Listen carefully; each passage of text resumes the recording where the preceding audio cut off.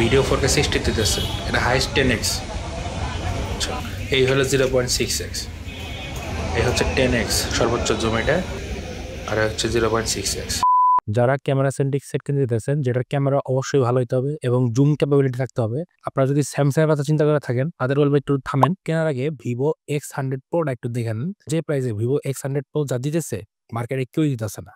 এই হচ্ছে Vivo X100 pro, এটা 2024 ফ্ল্যাগশিপ ভিভোর পক্ষ থেকে, এবং এইটা মোটামুটি বাজারে সারা ফেলে দিছিল। এটার মধ্যে যে ভিভো ক্যামেরা ইনোভেশন করছে, এটা মারাত্মক লেভেলের ছিল। এখানে তারা 100 mm এর পেরিস্কোপ জুম লেন্স দিচ্ছে, যেটা আপনি দেখে অবস্থা না, যেটা পেরিস্কোপ জুম লেন্স। এবং এখানে মেইন যে সেন্সরটা, সেটা কিন্তু 1 ইঞ্চি সাইজের সেন্সর। তো সেন্সর সাইজ বিশাল, তো কি টাইপের ছবি নিতে পারে সেটা তো জানেনি। তারপরও ক্যামেরাতে ডাইভ দেওয়ার আগে এর মধ্যে আর কি কি আছে সেটা দেখে নেই। এই সেটটা প্রোভাইড করছে AS গ্যাজেট বলি, তাদের সব বিটাই ক্রিয়েটর পাজে আপনারা পেয়ে যাবেন। যে কোনো রকম ব্র্যান্ড নিউ এবং প্রিয়ন ডিভাইস কিনতে গেলে তাদের সাথে অবশ্যই যোগাযোগ করবেন। তাদের সব ডিটেইলস ডেসক্রিপশন এবং পিন কমেন্টে দেওয়া হলো, ভিজিট করতে পারেন। ডিজাইন এবং বিল্ড কোয়ালিটি বেশ ভালো ছিল। সামনে পিছে গ্লাস দেওয়া হয়েছে এবং অ্যালুমিনিয়ামের বডি দিছে। এখানে এর থিকনেস হচ্ছে 8.9 mm এবং এর ওয়েটটা হচ্ছে 225 গ্রামের কাছাকাছি। বেশ হেভি একটা সেট এবং বেশ বাল্কি সেটটা। এটার যে ক্যামেরা বাম্পটা, সেটা কিন্তু বিশাল টাইপের, এবং এখানে 3টা ক্যামেরাই 50 মেগাপিক্সেল দিছে তারা। ক্যামেরার বাম্পের কারণে এটার কিন্তু ওয়েট ডিস্ট্রিবিউশন একটু অন্যরকম আছে, কারণ হাত ধরলে এটা দেখবেন যে সামনের দিকে উঠে যেতে চায়। আর সেটটা বেশ স্লিপারি, তো হাতে নেওয়ার সময় একটু চিন্তা ভাবনা করে হাতে নেবেন। পোর্শন বাটন সব ঠিক জায়গায় আছে। এখানে নিচের দিকে main speaker, type C port, main mic এবং সিম কার্ড। সিম কার্ডটাতে 2টা সিম ইউজ করতে পারবেন, ন্যানো সিম, কোনো মেমরি কার্ড অপশন নাই। এবং রাইট সাইডে পাওয়ার বাটন, ভলিউম রাখার, লেফট সাইডে একদম প্লেন ছিল।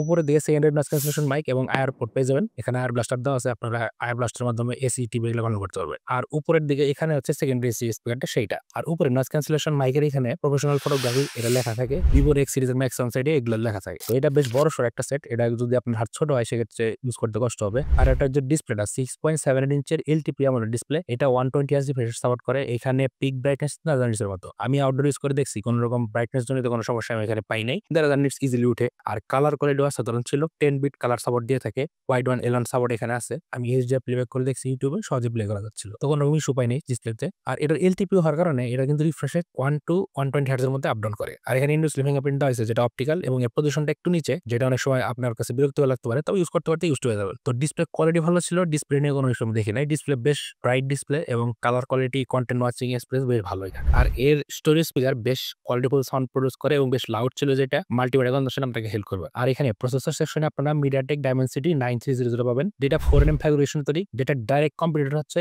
8 Gen 3। তো 8 Gen 3 থেকে এর স্কোর মোটামুটি ভালোই পাইছে সব দিকে। আন্তরিক স্কোর চেক করছি, যেটা 20 লাখের কাছাকাছি ছিল। Geekbench 6 চেক করছি, single core multi core score ভালো ছিল। হিটিংও খুব একটা দেখি নাই। এবং CPU থ্রটলের ক্ষেত্রে এটা দেখলাম, এখানে জিপি স্কোর আসছে 4 লাখের উপরে, আর ম্যাক্স থ্রটল দেখলাম 64%। তো স্কোর ভালো ছিল। হিটিং আমি দেখলাম 41 ডিগ্রি সেলসিয়াস পর্যন্ত গেছে হাইস্ট। তো থ্রটল স্কোর ঠিক আছে। তো গেম ট্রাই করছি 3টা। PUBG মোবাইল দিয়ে শুরু করি। PUBG মোবাইলে 120 FPS ইজিলি সাপোর্ট পাবেন এবং গেম প্লে বেশ স্মুথ ছিল, কোন রকম হ্যাং ল্যাগ দেখি নাই। এখানে হিটিংও খুব একটা পাই নাই। গেম প্লেতে হিটিং খুবই কম হয় PUBG-তে, 37-38 হাইস্ট গেছে, এবং লং টাইম গেম প্লেতে কোনো রকম ইস্যু পাইতেছি না। এবং এখানে গেমিং মোড দেওয়া আছে, আপনারা গেমিং মোডে অনেক রকম অপশন পাবেন, সেগুলো ইউজ করতে পারে। আর এটা 120 FPS অল টাইম ধরে রাখতে পারে, কোনো রকম ইস্যু ছাড়া, এবং বেশ ভালোভাবে গেম প্লে করতে পারে। PUBG-তে কোনো রকম সমস্যা দেখি নাই, এবং টেম্পারেচার কন্ট্রোলে থাকে। জেনশন ইমপ্যাক্ট ট্রাই করছি, 90 FPS গেমটা খেলা হয়েছে, এবং লং টাইম খেলা তো কোনো রকম ইস্যু পাইতেছি না, এবং গেম প্লে বেশ স্মুথ ছিল। গ্রাফিক্স কোয়ালিটি বেশ ভালো ছিল, ডিসপ্লে কালার কোয়ালিটি ভালো হওয়ার কারণে বেশ এনজয় করছি গেম প্লে করে। জেনশন ইমপ্যাক্ট বেশ ভালোভাবে খেলা গেছে। তো জেনশন ইমপ্যাক্টের লং টাইম খেলার ক্ষেত্রে একটু হিটিংটা আছে, এখানে 40 ডিগ্রি পর্যন্ত হাইস্ট, তো এটা নরমাল লাগছে আমার কাছে। তারপরে ট্রাই করছি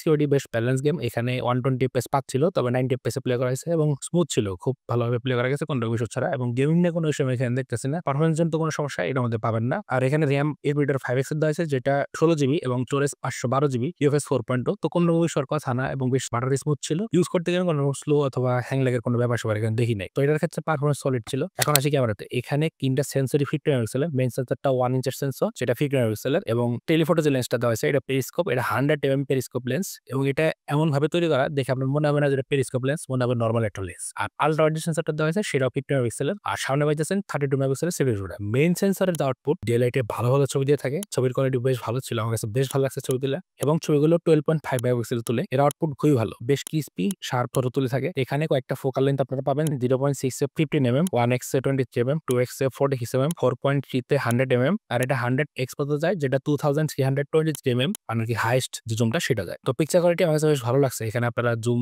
ইজিলি ইউজ করতে পারবেন। 30x পর্যন্ত ভালো একটা আউটপুট দেয় এখানে দেখলাম, তো জুম বেশ ভালোভাবে করতে পারে। আর এখানে পিকচার কিন্তু 3টা মোডে তুলে, ভিভি, টেক্সচার এবং ন্যাচারাল। আমি ম্যাক্সিমাম টাইম ভিভিডি করছি, ভিভিডির আউটপুটটা বেশ ভালো লাগে আমার কাছে, সেজন্য ম্যাক্সিমাম টাইম ভিভিডি ছবিগুলো তোলা হয়েছে। তো এখানে আমার কাছে পিকচার কোয়ালিটি বেশ ভালো লাগছে এবং বেশ কোয়ালিটিফুল পিকচার দিয়ে থাকে। পোর্ট্রেটের ক্ষেত্রে জাইসের কয়টা মোড মোড দেওয়া আছে এখানে 24mm, 35mm, 50mm, 85mm, 100mm। বেশিরভাগ পোর্ট্রেট 50mm থেকে 85mm এর মধ্যে তোলা হয়েছে। এখানে কিছু কিছু মোড দেওয়া আছে, যেমন সোনার, প্ল্যানার, সিনেফ্লেয়ার, সিনেম্যাটিক। তো এই জিনিসগুলো দেওয়া আছে, আপনার ইচ্ছা মতো চেঞ্জ করতে পারেন। এখানে আপনার মোড চেঞ্জ করার সাথে সাথে দেখবেন ব্যাকগ্রাউন্ডের যে ব্লারটা সেটার সাইজও চেঞ্জ হচ্ছে এবং সেটার ক্যারেক্টারও চেঞ্জ হচ্ছে। যার আউটপুট বেশ ভালো ছিল, আমার কাছে সিনেম্যাটিকটা বেশ ভালো লাগছে। সিনেম্যাটিকের অ্যাসপেক্ট রেশিও চেঞ্জ হয়ে যায়, সেক্ষেত্রে ভালো একটা আউটপুট দেয়। তো পিকচার ডিলেটে বেশ ভালো দিয়ে থাকে, পোর্ট্রেটও অসাধারণ ছিল, এজ ডিরেকশন খুবই ভালো, সাবজেক্ট থেকে ব্যাকগ্রাউন্ড সেপারেশন অসাধারণ ছিল। কোন রকম মনে হবে না যেটা মোবাইল দিয়ে তোলা, দেখে মনে হবে যেটা ডিএসএলআর তোলা, এতটাই রিয়েলিস্টিক দিয়ে থাকে। আর ভিডিওর ক্ষেত্রে এখানে 8K 30fps এ সর্বোচ্চ ভিডিও করতে পারবেন, ভিডিও কোয়ালিটি ভালো ছিল।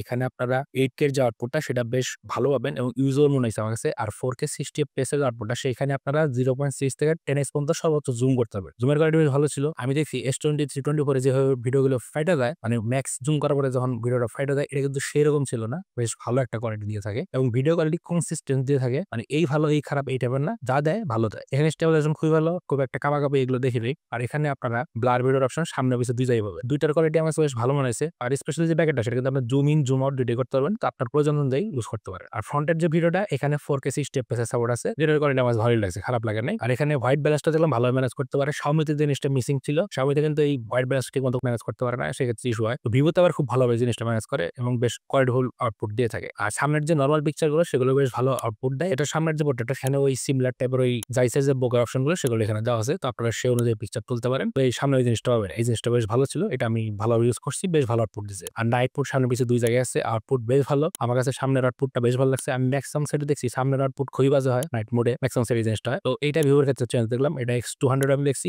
X100 দেখলাম আর কি, তো কোনো রকম ইস্যু নাই। নাইট মোড বেশ ভালো ছিল দুই জায়গায়, সামনে পিছনে দুই জায়গায়। ক্যামেরা নিয়ে কোনো রকম কমপ্লেন নাই, X100 ক্যামেরার জন্য মানে অসাধারণ, আপনারা যে কোনো সেট এটার সাথে কম্পেয়ার করতে পারেন। এই প্রাইস রেঞ্জে আনবিটেবল আছে। এখন ইউআই না বলি, এটা চাইনিজ ভ্যারিয়েন্টের সেট, অরিজিনাল 5 দেওয়া এবং Android 15 দেওয়া আছে, এটা Android 18 পর্যন্ত যাবে। তো আপডেট দিতেছে ঠিক মতো, আমি মোটামুটি আপডেট পাইতেছি। তো অরিজিনাল 5 এর সমস্যা হচ্ছে এখানে প্রচুর চাইনিজ ব্রোডার দেওয়া আছে, যেগুলো আপনার ধরে ধরে ডিলিট করতে হবে, সবগুলো ডিলিট করা যায়। সমস্যা হচ্ছে নোটিফিকেশন কম আসে, নোটিফিকেশন টাইপ টু টাইম দেয় না, এইটা চাইনিজ রুমের ম্যাক্সিমাম সেটের সমস্যা। তাছাড়া অন্য কোনো সমস্যা নেই, লক জনিত কোনো সমস্যা আমি এখানে পাই নাই, নেটওয়ার্ক জনিত কোনো সমস্যাও দেখি নাই। গুগলের সব সার্ভিস পাবেন, কোনো রকম ইস্যু নাই। গুগলের সার্ভিস করতে গিয়ে MFS যে অ্যাপগুলো আছে, বিকাশ, রকেট, নগদ এবং ব্যাংকিং যে অ্যাপগুলো সবগুলো ইজিলি ইউজ করা যায়, কোনো রকম সমস্যা নাই। এবং গুগলের ম্যাপ ট্যাপ সব ইউজ করা যায়। আর কানেক্টিভিটি সেকশনে এখানে Wi-Fi 7 দেওয়া হয়েছে, Bluetooth 5.4 দেওয়া হয়েছে, NFC আছে। আর কানেক্টিভিটি নিয়ে কোনো ইস্যু নাই, আমি এখানে Wi-Fi চেক করছি, Wi-Fi স্পিড ফাস্ট ছিল, কোনো রকম ইস্যু পাই নাই। কলিং নিয়ে কোনো ইস্যু এখানে পাই নাই, কল রেকর্ডিং এর অপশন পাবেন, যেহেতু অরিজিনাল কল রেকর্ডিং কোনো ইস্যু নাই। আর ডায়ালের আপনারা চাইলে গুগলেরটা ইউজ করতে পারেন। ব্যাটারি পাবেন এখানে 5400 mAh এবং সাথে 100 ওয়াটের চার্জার দেওয়া আছে। ডেটা দিয়ে ফুল চার্জ করতে 0 থেকে 100% 40 থেকে 42 মিনিট টাইম লাগে, যেটা বেশ ফাস্ট ছিল, তো আমার কাছে